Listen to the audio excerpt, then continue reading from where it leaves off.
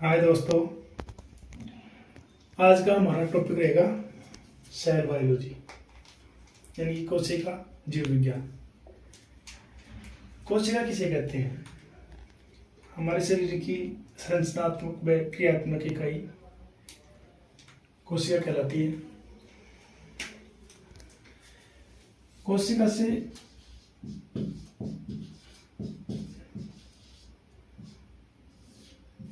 कोशिकाओं का समूह मिलकर ऊतकों का निर्माण करते हैं।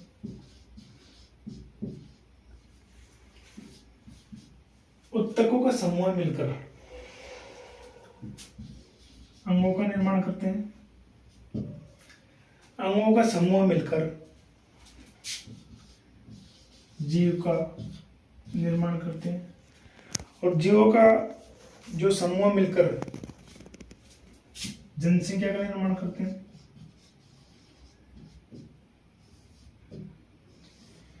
जनसंख्या जब एक साथ होती है तो जनसंख्या का समूह एक साथ होता है तो बनता है समुदाय। क्या बनता है? समुदाय।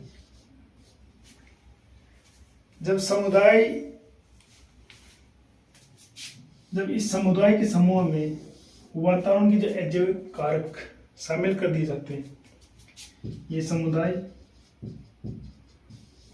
और इसमें वातावरण के अजैविक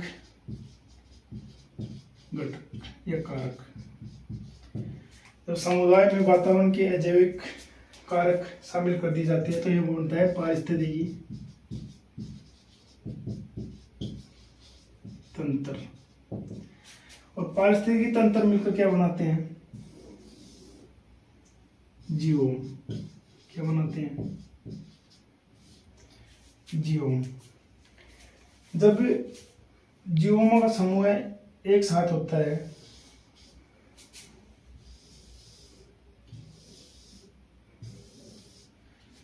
तो बनता है स्थलमंडल, जलमंडल, वायुमंडल। इसको बोलते हैं बायोस्फीयर। इसको क्या बोलते हैं? बायोस्फीयर।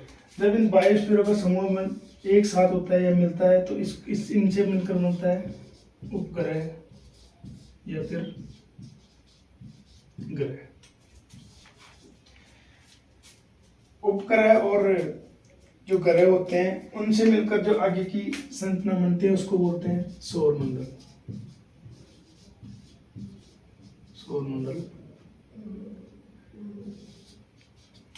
सौरमंडल जब एक साथ होते हैं तो इनसे जो नेक्स्ट संरचना बनेगी वो बनेगी आकाश गंगा।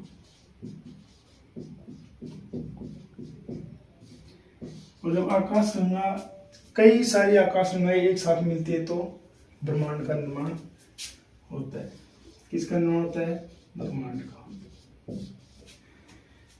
ये है, सबसे पहले बनते हैं कोशिका। कोशिका का समूह मिलकर बनाते हैं ऊतक। ऊतकों का समूह मिलकर बनाते हैं अंग। अंगों का समूह मिलकर बनाते हैं जीव।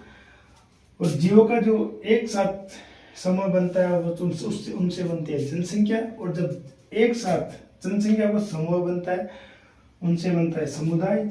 और जब एक साथ कई समुदाय और उन समुदाय में अजैविक कारक शामिल, वातावरण के अजैविक कारक शामिल कर दिए जाते हैं तो वो बनता है पारिस्थितिकी तंत्र। और पारिस्थितिकी तंत्र मिलकर बनाते हैं जीवोम। और जीवोम से बनता है बायोस्फीयर। और बायोस्फीयर में शामिल होते हैं जलमंडल, स्थलमंडल और वायुमंडल। और जब ये तीनों मिलकर बनाते हैं उपग्रह। और जब कई उपग्रह एक साथ मिलते हैं तो बनता है सौरमंडल। और जब कई सौरमंडल एक साथ मिलते हैं तो बनती है आकाशगंगा। जब कई आकाशगंगा एक साथ होती है तो बनता है ब्रह्मांड। यहाँ तक कोई दिक्कत? सेल यानी कि कोशिका। कोशिका की सबसे पहले खोज किसने की थी? कोशिका की सबसे पहले खोज की थी रॉबर्ट हुक ने। किसने सबसे पहले कोशिका की खोज किसने की थी? रॉबर्ट हुक ने। कब की थी? 1665। सबसे पहले कोशिका की खोज की थी रॉबर्ट हुक ने। कब की थी? 1665 में। जब रॉबर्ट हुक ने लकड़ी के कोर्प को माइक्रोस्कोप से देख रहे थे तो वास्तविक रूप से इनको लकड़ी का जो बाहरी रूप था वो दिखाई देता, जिसकी संरचना ऐसी कुछ थी। रॉबर्ट हुक को माइक्रो लकड़ी के कोर को माइक्रोस्कोप में देखने से कुछ इस प्रकार की संरचना दिखाई दी, जिसे कहते हैं सेल वॉल। क्या बोलते हैं? Cell wall. अब बात यह है कि जब इस कोशिका की खोज रॉबर्ट हुक ने की थी तो इसका नाम सेल ही क्यों पड़ा? सेल ही क्यों पड़ा? सेल क्योंकि ब्रिटेन में जो जेल होती थी उनको बोलते थे सेला। क्या बोलते थे? सेला। तब रॉबर्ट हुक ने आज से 400-500 साल पहली बार देखा तो उन्होंने कहा कि ये तो हमारी जेल जैसी है, और जेल को बोलते हैं ब्रिटेनी भाषा में सेला, और सेला के आधार पर ही इसका कोशिका का नाम क्या रख दिया गया? सेल। यहाँ तक कोई दिक्कत नहीं होनी चाहिए। सबसे पहले जो रॉबर्ट हुक के द्वारा देखी गई संरचना थी वो सेल वॉल थी, जिसकी रचना कुछ इस प्रकार की थी। कोशिका की जो डिटेल्स में खोज की थी उन वैज्ञानिकों का नाम था स्लाइडेन व स्वान।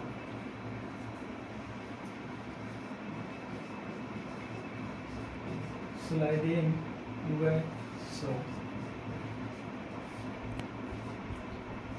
इन्होंने 1838 में बताया। अब स्लाइडेन के अनुसार इन्होंने 1838 में बताया कि सभी पौधे कोशिका से बने होते हैं। इन्होंने बताया सभी पौधे सेल्स यानी कि कोशिका से बने होते हैं। स्लाइडेन ने बताया 1838 में कि सभी पौधे कोशिका से बने होते हैं, और 1839 में स्वान ने बताया 1839 में स्वान ने बताया कि सभी जंतु कोशिका से मिलकर बने होते हैं। 1839 में स्वान वैज्ञानिक ने बताया कि सभी जंतु कोशिका से मिलकर बने होते हैं, और स्लाइडेन और स्वान दोनों ने मिलकर एक थ्योरी दी जिसको हम स्लाइडेन व स्वान थ्योरी के नाम से जाना जाता है। स्लाइडेन व स्वान थ्योरी।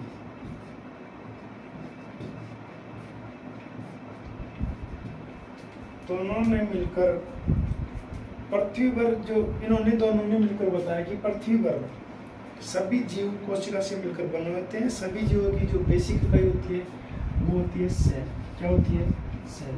स्लाइडेन व स्वान नाम वैज्ञानिक ने एक थ्योरी दी, जिस थ्योरी का नाम स्लाइडेन व स्वान थ्योरी रखा गया, और इन्होंने बताया कि पृथ्वी पर सभी जीव कोशिकाओं से मिलकर बने होते हैं, और इन्होंने बताया कि सभी जीवों की जो बेसिक इकाई होती है वो क्या होती है? कोशिका होती है। इसके बाद 1858 की बात है, रुडोल्फ विर्चोव रुडोल्फ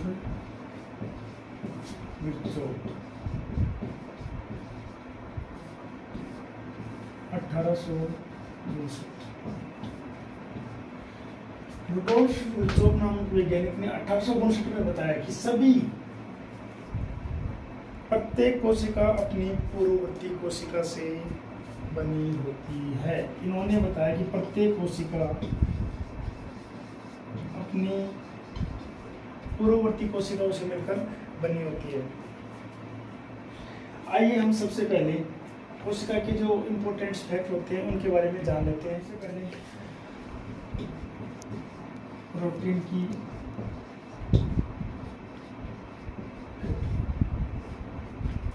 सबसे पहले हम जानेंगे प्रोटीन की फैक्ट्री किसको बोलते हैं? राइबोसोम। किसको बोलते हैं? राइबोसोम। प्रोटीन का निर्माण को हमारे शरीर में राइबोसोम के माध्यम के द्वारा होते हैं, इसलिए राइबोसोम को प्रोटीन की फैक्ट्री कहा जाता है। फिर इसके बाद आता है कोशिका का विद्युत ग्रह। कोशिका का विद्युत ग्रह। कोशिका का विद्युत ग्रह क्या होता है? कोशिका का विद्युत ग्रह माइटोकॉन्ड्रिया।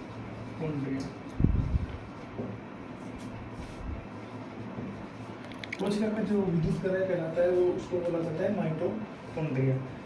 इसके अलावा एक और होता है, अगर कोशिका की ऊर्जा मुद्रा पूछा जाए अपन से, कोशिका की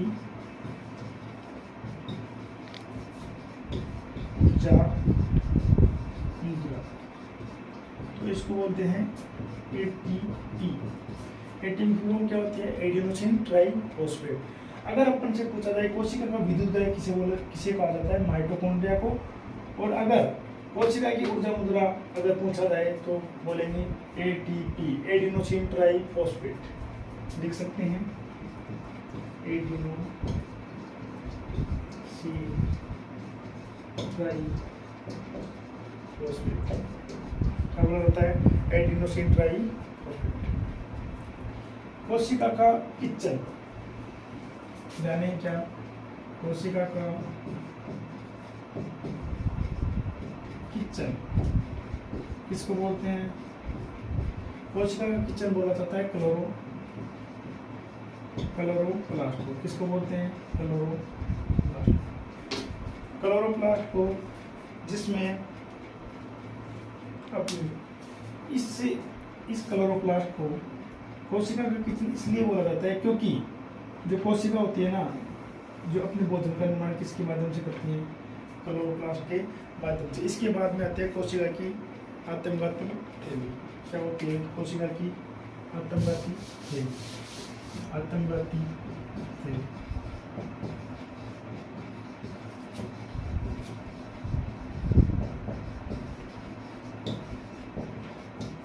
कोशिका की आत्मघाती थैली किसे बोला जाता है? लाइसोसोम को। किसे बोला जाता है? लाइसोसोम। कोशिका की आत्मघाती थैली, अगर कोई कोशिका काम करना बंद कर दे, या फिर कोशिका की उम्र कम हो जाए, तो या फिर अपने कोशिका उस कोशिका की जो कोशिका होते हैं वो काम करना बंद कर दे, तो अपने आप को वो खत्म करना जानती है। और ये सारी प्रक्रिया कौन करती है? लाइसोसोम। इसलिए लाइसोसोम को क्या बोला जाता है? कोशिका की आत्मघाती थैली। अभी इसके बाद आता है सबसे बड़ी कोशिका। क्या होती है? सबसे बड़ी कोशिका यानी कि सेल। सबसे बड़ी कोशिका होती है शत्रुमुख का। क्या होती है? शत्रुमुख का अंडा। क्या होता है? जिसका वजन 800 से 900 ग्राम आता है। और आपको एक बात और बता दूं कि सबसे बड़ी कोशिका होती है शुतुरमुर्ग का अंडा, जो कि 800 से 900 ग्राम इसका वजन होता है। और ये जो कोशिका शुतुरमुर्ग का अंडा होता है, ये कैसा होता है? ये होता है एक कोशिकी। कैसा होता है? एक कोशिकी। इम्पोर्टेंट बात है। जो शुतुरमुर्ग का अंडा, इसको हम शरीर की सबसे बड़ी कोशिका बोलते हैं। शुतुरमुर्ग का अंडा कैसा होता है? एक कोशिकीय होता है। सिंगल सेल्स, सबसे लंबी कोशिका। ये सबसे बड़ी और सबसे लंबी। एक सबसे बड़ी ये होगी बड़ी, और एक होती है सबसे लंबी। अगर सबसे लंबी कोशिका की बात करते हैं अपन, सबसे लंबी सेल यानी कि कोशिका कौन सी होती है? तंत्रिका तंत्र। क्या होती है? तंत्रिका तंत्र। और इसको इंग्लिश में बोलते हैं न्यूरॉन्स। क्या बोलते हैं? शरीर की सबसे बड़ी कोशिका होती है शुतुरमुर्ग का अंडा, और शरीर की सबसे लंबी जो कोशिका होती है उसको बोला जाता है तंत्रिका तंत्र। इसके बाद में आता है शरीर की सबसे छोटी। क्या बोलते हैं? शरीर की सबसे छोटी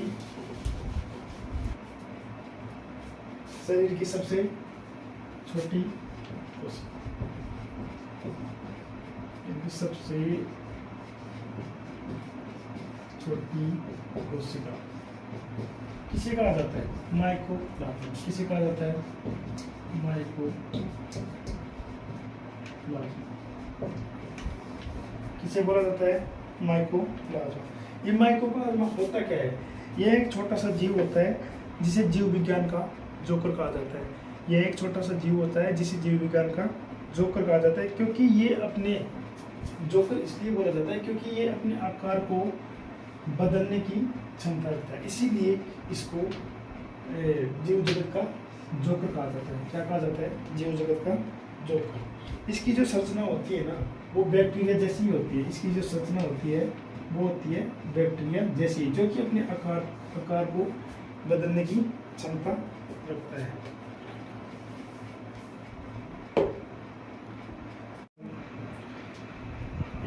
कोशिका की खोज, कोशिका की खोज, साथ ही साथ अपन देख लेते हैं न्यूक्लियस यानी कि केंद्र की खोज।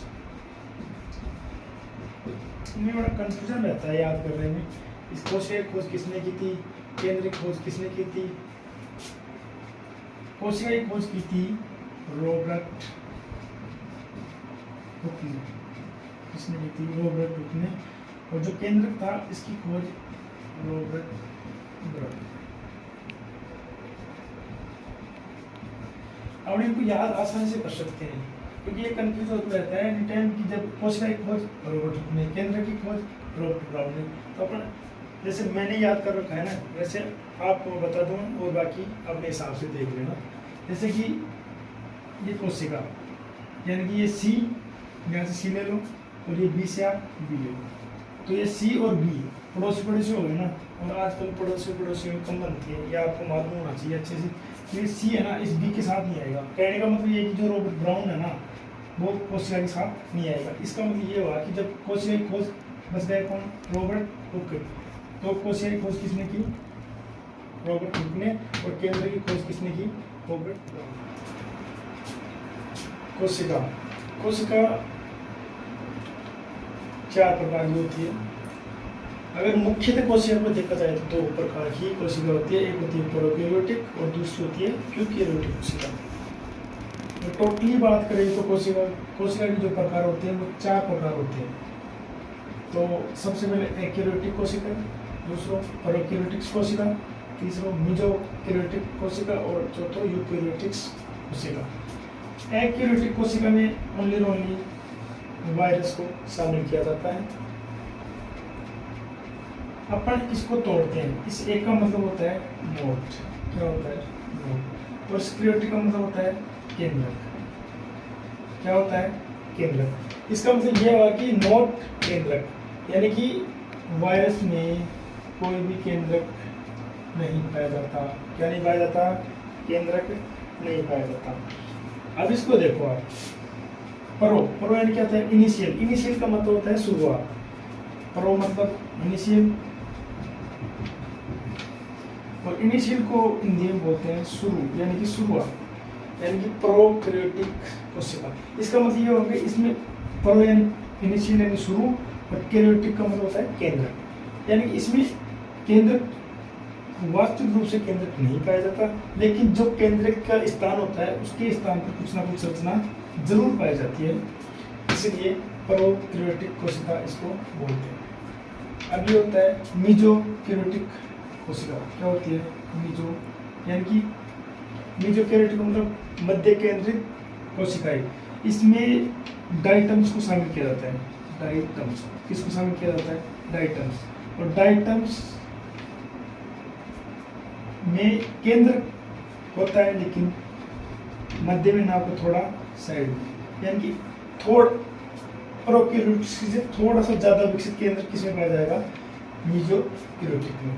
अब इसकी बात होती है यूकैरियोटिक कोशिका, क्या होती है यूकैरियोटिक, यू क्या होती है यूकैरियोटिक कोशिका। यू का मतलब होता है ट्रू, क्या होता है ट्रू, और कैरियोटिक का मतलब होता है केंद्र। तो यू यानी ट्रू, कैरियोटिक का मतलब केंद्र, तो इसमें वास्तविक, ट्रू यानी वास्तविक, तो यूकैरियोटिक कोशिका होती है, उसमें केंद्र कैसे पाया जाएगा, वास्तविक केंद्र पाया जाएगा। और साथ ही साथ इसमें भी देख लेते हैं जो प्रोकैरियोटिक कोशिका होती है ना, वो ओनली किसमें पाई जाएगी, बैक्टीरिया में। किसमें, बैक्टीरिया। प्रोकैरियोटिक कोशिका ओनली किसमें पाई जाएगी, बैक्टीरिया में पाई जाती है, जो कि मोनिरा जगत का होता है। इस आधार पर अब हम आगे देखेंगे, अब पढ़ेंगे हम मुख्यतः कितने प्रकार की होती है कोशिका, 2 प्रकार की, एक तो होती है प्रोकैरियोटिक और दूसरी होती है यूकैरियोटिक कोशिका। इसमें सबसे पहले पढ़ेंगे हम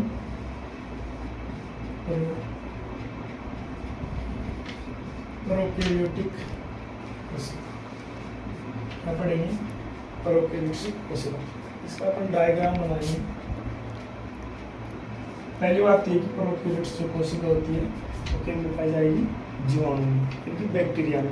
और बैक्टीरिया किस जगत का जीवाणु है, मोनिरस जगत का। कुल मिला के बात ये हुई कि जो प्रोकैरियोट्स कोशिका होती है ना वो ओनली में किसमें पाई जाएगी, बैक्टीरिया में। इसके अलावा बाकी जो भी कोशिका होगी किसमें शामिल हो जाएगी, यूकैरियोटिक कोशिका में। तो सबसे पहले अपन इसकी संरचना बना लेते हैं।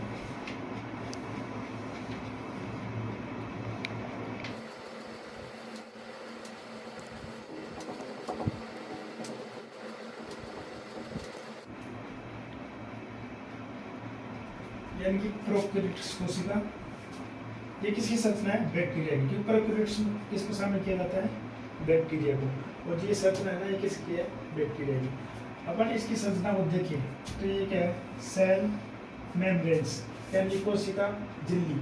आंतरिक जो अंदर की तरफ होती है ना उसको बोलते हैं कोशिका झिल्ली, और जो बाहरी रूप होता है उसको बोलते हैं कोशिका भित्ति।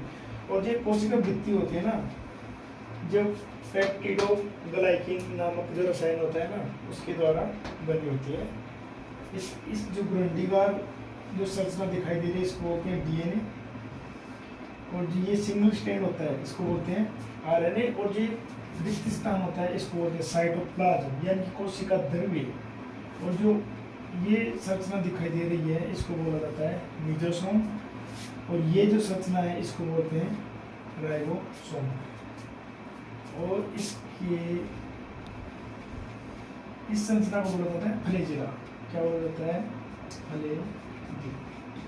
इस फ्लैजेला में कार्य क्या होता है, इसको जो बैक्टीरिया होता है ना जो इसकी गति यानी कि गमन में सहायक क्या होता है, फ्लैजेला। इसी की सहायता से जो बैक्टीरिया होता है ना वो गति करता है यानी कि आगे की ओर बढ़ता है। इस पृथ्वी पर जिन जीवों के अंदर प्रोकैरियोट्स कोशिकाएं पाई जाती हैं वो सभी जीव एक कोशिकीय जीव कहलाते हैं। इस पृथ्वी पर जिन जीवों में प्रोकैरियोट सेल पाई जाती है वो एक कोशिकीय जीव कहलाते हैं। और इन एक कोशिकीय जीवों में मोनिरा जगत को शामिल किया जाता है। यानी कि मोनिरा जगत के जीवों में मिलती है ऐसी कोशिका जिनमें केंद्रक पूर्ण विकसित नहीं होता, यानी कि ज्यादा स्ट्रक्चर नहीं दिखाई देते। कौन सी कोशिका होती है, प्रोकैरियोट्स कोशिका। और प्रोकैरियोट्स कोशिका कैसी कोशिका होती है, एक कोशिकीय कोशिका। इसके जो प्रोकैरियोट्स कोशिका होती है ना इसका जो जीवन काल होता है, इस कोशिका का जो जीवन काल होता है वो होता है कुछ घंटों से लेकर कुछ दिनों तक। क्योंकि जो प्रोकैरियोट्स कोशिका होती है ना वो एक कोशिकीय जीव होते हैं और उनका जो जीवन काल होता है वो कुछ घंटों से लेकर कुछ दिन तक होता है। यहाँ तक कोई दिक्कत नहीं होना चाहिए। अब आगे बढ़ेंगे आप यूकैरियोट्स कोशिका। अपन ने जाना है उसका नाम, उस कोशिका का नाम था प्रोकैरियोटिक कोशिका। लेकिन अब आगे पढ़ेंगे यूकैरियोटिक कोशिका। तो इसमें पहला पॉइंट होगा कि जो यूकैरियोटिक कोशिका होती है उसमें पूर्ण विकसित क्या होगा, पूर्ण विकसित केंद्र होगा। यूकैरियोटिक कोशिका में माइटोकॉन्ड्रिया व क्लोरोप्लास्ट ऐसी संरचनाएं पाई जाती है। राइबोसोम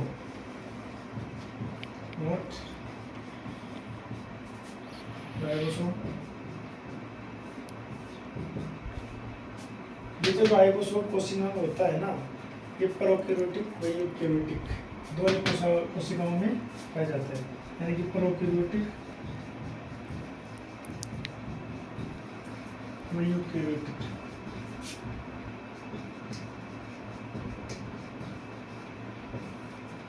राइबोसोम जो कोशिका में होता है वो प्रोकैरियोटिक व यूकैरियोटिक दोनों कोशिकाओं में पाया जाता है। अब जानेंगे राइबोसोम। जो राइबोसोम होते हैं ना इसकी जो संरचना होगी एक होते हैं प्लांट्स यानी कि पादप, और एक होते हैं एनिमल्स यानी कि जंतु। प्लांट्स और जो एनिमल होते हैं यानी कि पादप और जंतु होते हैं इनमें जो राइबोसोम की संरचना होती है ना वो थोड़ी डिफरेंट होती है। इसमें थोड़ी अलग होगी और इसमें थोड़ी अलग होगी, मतलब सेम नहीं होगी। अब यूकैरियोटिक कोशिका कितने प्रकार की होगी, यूकैरियोटिक कोशिका दो प्रकार की होगी। यानी कि एक तो प्लांट्स प्लांट्स है, और एक होगी एनिमल सेल, यानी कि पादप कोशिका और जंतु कोशिका।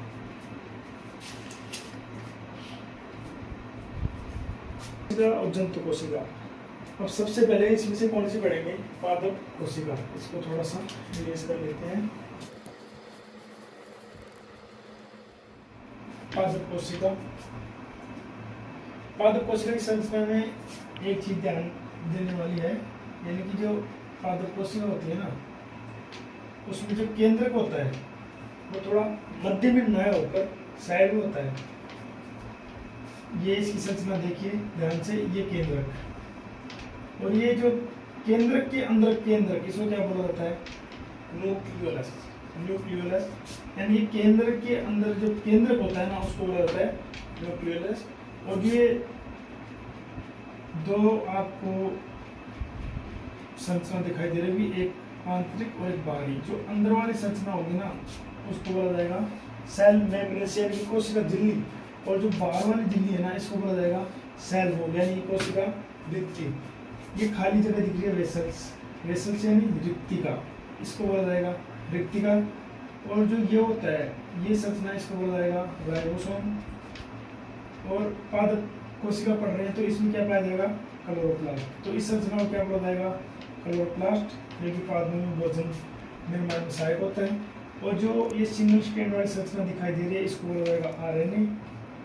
और इसके बाद ये डबल स्ट्रैंड, यानी कि ये दिखाई दे रहे हैं, इसको बोला जाएगा माइटोकॉन्ड्रिया।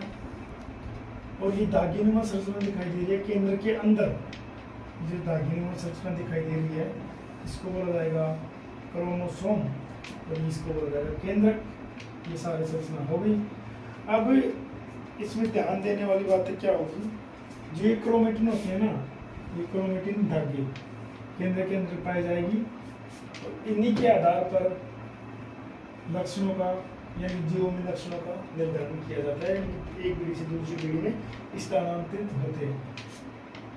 एक बार पादपों में जो केंद्रक होता है, जो मध्य में ना होकर थोड़ा साइड में होगा, लेकिन जो जंतु कोशिका होती है ना, जंतु कोशिका में जो केंद्रक होता है वो सेंटर में होगा, यानी कि मध्य में होगा। अब अपन इम्पोर्टेंट फैक्ट जानेंगे, इसको थोड़ा इरेज कर देता हूँ मैं। ऐसे कोशिकाओं जो केवल जंतु कोशिका में ही पाया जाता है, उसका नाम क्या है? सेंट्रियोल। वेरी इंपॉर्टेंट फैक्ट है, थोड़ा ध्यान रखना है इसका। ऐसा कोशिका में जो केवल जंतु कोशिका में ही पाया जाता है, सेंट्रियोल। अब आगे देखो, ऐसे कोशिका जो केवल पादप कोशिका में पाए जाते हैं, ओनली पादप कोशिका में पाए जाते हैं। कोशिका भित्ति, क्लोरोप्लास्ट, साइटोस्केलेटन और प्लाज्मोडेस्माटा। ये जो चार कोशिकाएं होते हैं, मतलब कोशिका भित्ति, क्लोरोप्लास्ट, साइटोस्केलेटन और प्लाज्मोडेस्माटा, ये ओनली किसमें पाए जाएंगे? पादप कोशिका। देखिए इधर दोहरी झिल्ली वाले कोशिकाएं, ऐसे कोशिकाएं जिनमें दोहरी झिल्ली पाई जाती है, डबल मेम्ब्रेन्स, माइटोकॉन्ड्रिया, क्लोरोप्लास्ट और न्यूक्लियस यानी कि केंद्रक। ये तीन ऐसे अंग हैं, यानी कोशिकांग है, जिनमें कैसी झिल्ली पाई जाती है? दोहरी झिल्ली। और ऐसे कोशिकांग जिनके अंदर स्वयं का डीएनए तथा राइबोसोम होता है, वो कौन से कोशिकांग होंगे? तो माइटोकॉन्ड्रिया और एक होगा क्लोरोप्लास्ट।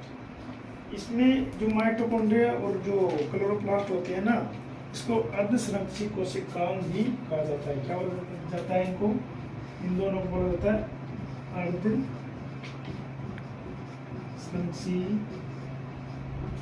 कोशिकांग।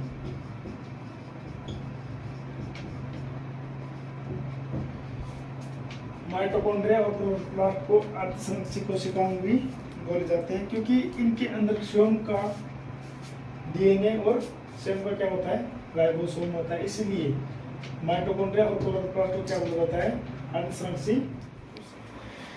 देखिए समझ में आ रहा होगा, ये पादप कोशिका व जंतु कोशिका में अंतर।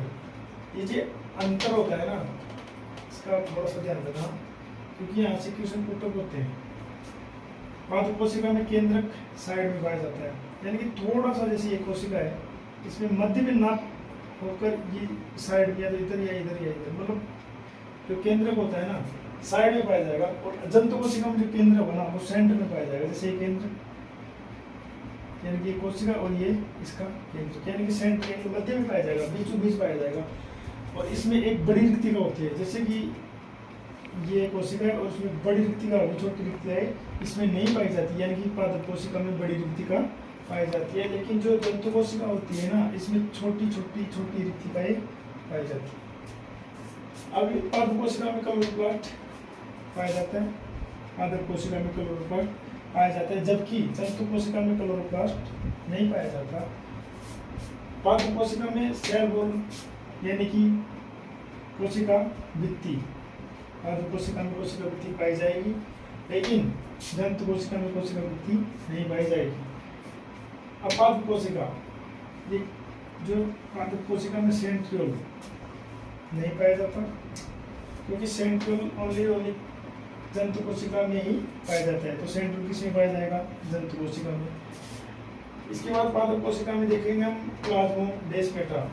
प्लाज्मोडेस्माटा होता क्या है? जो कोशिका भित्ति होती है ना उनसे जो जुड़े हुए धागे, जैसे कि ये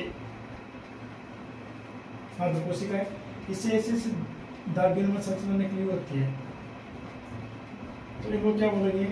प्लाज्मोडेस्माटा। तो प्लाज्मोडेस्माटा पादप कोशिका में पाया जाएगा, लेकिन जंतु कोशिका में प्लाज्मोडेस्माटा नहीं पाया जाएगा। यहाँ तक उम्मीद करता हूँ समझ में आया होगा। अगर वीडियो अच्छा लगे तो चैनल को सब्सक्राइब करो, लाइक करो। Thank you.